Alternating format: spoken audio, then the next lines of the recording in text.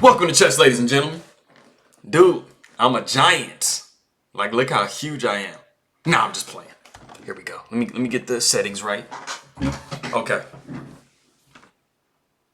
Okay, now I'm back to normal. Okay, so welcome everybody. Bonjour. Kamusta. Even though I was just told that Kamusta means how are you, Google told me it meant hello. You know, I'm still working on my Filipino. Hola, ¿cómo estás? Because I think people, they do speak Spanish in the Philippines as well, as long also with Tagalog or Filipino. Yeah, I appreciate everybody stopping through. As always, everybody who's been subscribing right now, I had a lot of people that have just subscribed recently. I appreciate it so much. Let me fix this a touch. Okay, I appreciate it so much. You know, once I get to my 1,000 subscribers, I'll be able to have a little bit more time to do these videos, especially during these types of tournaments. You know, I'll be able to you know, cover more of the games, do more analysis and stuff like that. So help me get to that 1,000. I appreciate it very much, guys. Just to show this one more time, bam, subscribe, hit me up. Salamat, merci, appreciate it very much. You know, Kaibagan and Messamis. All right, so if you guys are ready, oh yeah, at the end of the video, as always, like I say, I have the answers to the previous chess pose and a brand new one for you. I'm gonna work on saying that a different way, so I don't say that every single time I get on the thing. Those of you that watch my stuff, you know that I have you guys at the very end. But getting to this game, this is a pretty crazy game. Some of you guys might have seen it already. I'm kind of late right now. I'm like some hours late than I would normally be. Yeah, it had the computer just going all over the place when I was looking at it. I was like, man. But anyway, if you guys are ready, let's go ahead and hop in, see what we got here. Okay. All right, so we have E4, C5, knight to F3. D6, D4, pawn takes D4, knight takes D4. We got knight to F6, knight to C3. We have A6. So as we had before, we have the Sicilian knight off on the board. This follows. So I covered round 4 first, and then now I'm back to round number 2. I thought this was pretty interesting because when I was looking at it, it's funny when I mentioned a certain line of play for the other one, because like I said, I do play this as white.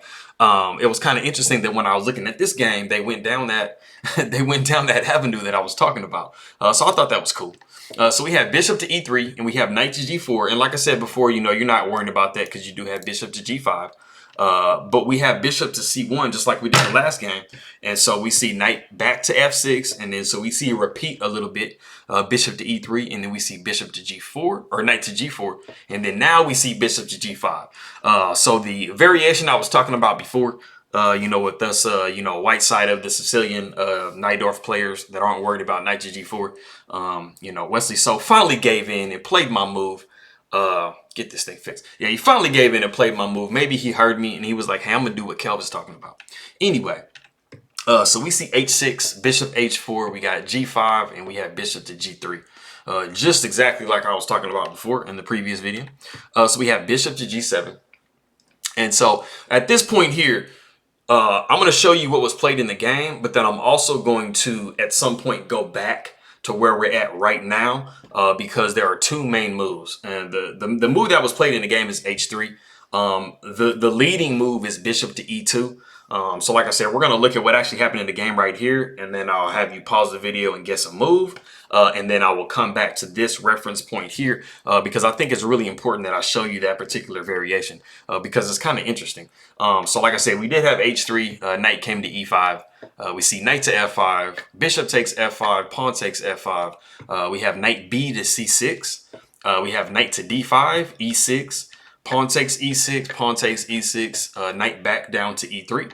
And we see queen to A5 check. And so we see C3. And this is the point of the video that I want you to stop it real quick and see what black actually plays here. It's funny because like the game is fairly even, but this is a nice little like kind of shake it up type move. So let's see if you can go ahead and guess that move that black did. We'll give you a couple seconds here. Okay. All right. So for those of you, it's kind of funny how like this, like I kind of noticed this in some of the games that I've done in the past, like at least 2 or 3 games. I know there was a Hikaru Nakamura game I did a while back where he did this. But the move is knight to f3. Now it looks like a sacrifice. It kind of is, but you definitely get some really good compensation for the sacrifice. And I'll be able to show you exactly what those things are when we get to that point. But just going through the moves here, we have pawn takes f3, bishop takes c3, pawn takes c3, queen takes c3 with check, and we have queen to d2. Okay, so like I said, remember this position here. We're going to go back to what I was talking about before. So after bishop back to g3, and we did have bishop to g7. Let me go here. Bishop to e2 is one of the most commonly played moves. I believe, if I remember correctly, that h3 is the leading move, but bishop e2 is the second move. It's actually a little bit stronger than h3. And like I said, we're going to get into exactly why. So after knight goes to e5 like normal, we would see knight to d5, knight b to c6. After knight to f5, we see bishop take f5, pawn take f5, e6, pawn takes e6, pawn takes e6. We see knight back down to e3. And this is not a move that is generally played, but if we were to go into the same type of move that we saw before, I'm going to be able to show you the gigantic difference between what we saw in the game and if we were to try to do the same thing here. So if we did see queen to a5, we would still see c3. And then if knight does come to f3 trying to discover an attack on this c3 pawn, we would take with the bishop. Bishop takes f3. Bishop would take c3. Pawn would take c3, queen would take c3 with check, and then we can step the king over. And so the huge difference between, playing h3 in that position before is the fact that we did develop the bishop. So we have the king one step closer to castling. Also, we're able to take back on this square with the bishop. And then we have vacated this square. So that way, when we do get checked, the king is not forced up and it has the ability to step to the side. Because if we take a look, so just contrasting it to the position that we had, this was a position that we were in. And as you can see, the king doesn't really have, a good way to kind of sidestep. And the only other option other than queen to d2 would be king to e2. But that just throws the queen completely away because the king is stalemated. And we see knight to d4 with check. And the king doesn't have anywhere to go. So you have to give the queen up and then you just want a queen as black. So that was the only other alternative. But going back to what we had, we did have queen to d2, which you have to give away that rook in the corner. So queen takes a1. We have knight back down to d1. And we have queen to f6. And this is actually the novelty of the game. This move has never been played before. You have to get you have to protect this pawn, and you have to try to get your king to some type of safety. So you don't want to go pawn grabbing and stuff right now. So bishop to g2, we see rook to d8, and we see f4, and we see knight to d4, and we see knight to e3. Unfortunately, knight to e3 is not the best. It's one of the moves, but it actually allows pawn takes f4. And here you actually have a little bit of problems. And so if we see, knight to g4 trying to kind of throw a little intermezzo in there, it doesn't quite work because of queen to f5. So going back real quick, after knight to d4, it was much stronger to go pawn takes g5. And then, after something like maybe knight to f3 with check, you would see king to e2, and if knight took on d2, we would just see the pawn take on f6. And as you can see, this isn't as bad of a situation, and you are actually up a piece. So going back to what we actually saw in the game, like I said, we did see knight to g4 and then queen to f5. Now, something I want you to be paying attention to for this particular game is if we do like a piece count, we type like let's go ahead and try to make an assessment of what we have here. So what we have is we have 3 pieces. So we have 5 total pieces for white, and then we have 4 total pieces for black. The huge difference between the positions is the fact that black has 6 pawns and white only has 3. And a little bit of an influence in the position is the fact that black does have the rook pair and white is down the exchange. So it's a very hugely imbalanced game. So you can't really kind of look at the position and say that one side is just like thoroughly better than the other. And in all actuality, when we're looking at this position right here, it's about dead even. So, you know, it's just kind of crazy to see all the, because you don't normally see this many imbalances in a game. So it's very rare to see, you know, this type of pawn imbalance and these type of piece imbalances and stuff. And so these are the rare type games. So we have queen takes d4. So queen to b1 with check, king to e2. So queen to a2 with check. We have king to f3. We have queen to b3 with check. So that's going to force knight to cover on e3. And so we have rook to f8, just pinning that pawn, or you know, pinning like adding pressure, especially, you know, something like this. You'll see why rook to f8 was played in a second here. So we have bishop to h4. We have e5, just trying to knock the queen somewhere.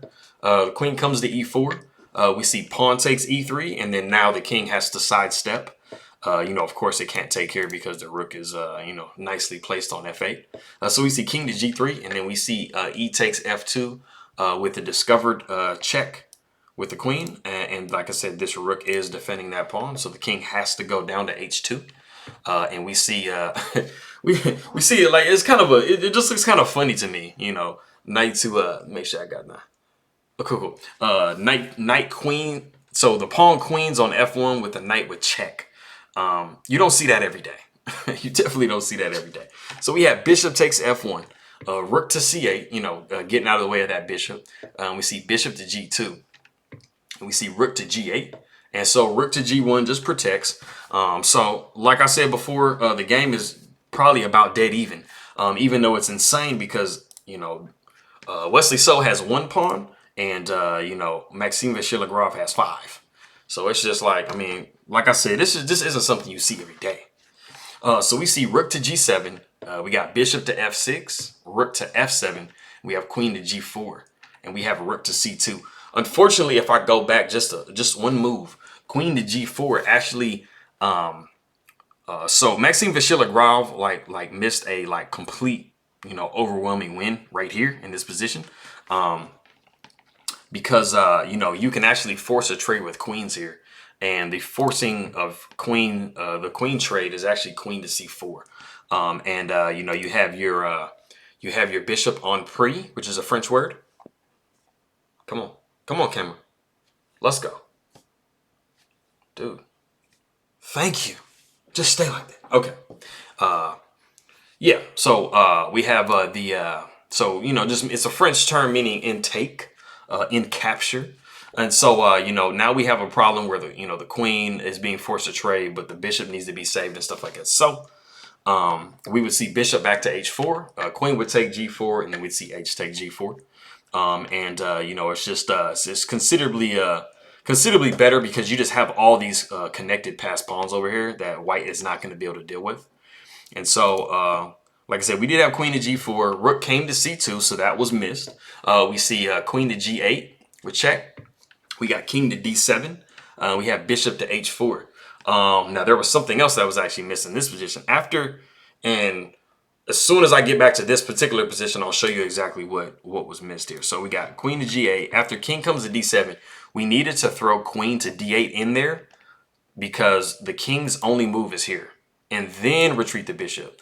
Because if we look at what happened actually in the game, we saw a discovered attack on the queen because the queen is undefended. And now if you were to go queen to d8, because this rook is blocking this bishop on this diagonal, the right diagonal, the king has the ability now to go to queen to go to c6. As you see before, because this bishop is still on this diagonal, the king is basically like checkmated except for this move. So the king would have to go there. And so it's just a slight difference. So it was a nice little Zwisch and Zug move that Wesley So could have tried to Wesley So could have tried to put in there. And it was actually really good for white. And so like I said, we did see rook to f3. And then after queen comes to d8, king goes down to c6. Bishop comes to g3, queen goes to e6. We have rook to b1, and this is actually the losing move. This is a horrible blunder, and it was basically because of what was played in the game. So we have the exclam, rook takes g2 with check. The king has to take. And then after rook takes g3, what Wesley So was seeing was the king would take here on g3. And then you would have queen to g6 with check. And then no matter what you do, you are checking this king and you are picking up this rook. And if we were just to kind of play through real quick, if the queen blocks, you would be taking here. And as you can see, even if you were to take this pawn, this is a 1000% won endgame. Because all you have to do is put white in a position to where you trade this queen for black's queen, or just start pushing these pawns down. And that is all she wrote. So unfortunately, like I said, Wesley So did go down in this first match. So hopefully later on today, he can bounce back and win. If he does, then they'll go into like a playoff Armageddon and stuff like that. And we will see what happens tomorrow. But showing you these chess puzzles here, I have this was the puzzle I gave you guys before, and it was a demolition of pawn cover, and the move was rook takes f6. Now the queen can't take back because of this knight, so you're going to be taken back with the bishop. The knight would come to f5, and then after pawn takes f5, you have g3, and you know, the queen is kind of trapped a little bit. So you would actually be throwing the bishop away with c3 to try to make sure that you had space for your queen to come out. The queen would go back to d8, and then the pawn would take f5. You'd have knight back to g7, and you'd have bishop to g5. The queen would come to f8, knight would come to f6 with check, and then after the king moves over to h8, you have knight takes d7, and as you can see, you are just up a clear piece, and that is not what you want to be. And so going to the next one, we have this position here.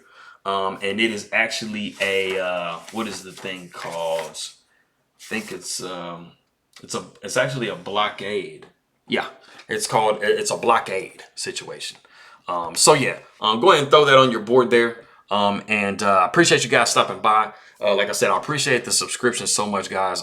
You know, like I said, once I can get to my 1,000, I can put a little bit more time into doing these and keeping up with you know, these tournaments that they have and stuff like that. Come on. Let's go. Thank you. Okay. I can keep up with these tournaments and everything like that. You know, I can actually start getting paid a little bit too. So that'd be cool. Give me a little bit more time. But like I said, keep it up. Keep subscribing. Keep sending me comments. You know, I definitely want to learn a little bit more Filipino. Tagalog. If anybody out there that is in the Philippines does speak Spanish, I can start speaking Spanish to you as well, because I am pretty fluent in Spanish. I'm not perfect. I can get in trouble every now and then, but I definitely can get down a little bit. So I appreciate it, guys, and I will see you guys next time. All right.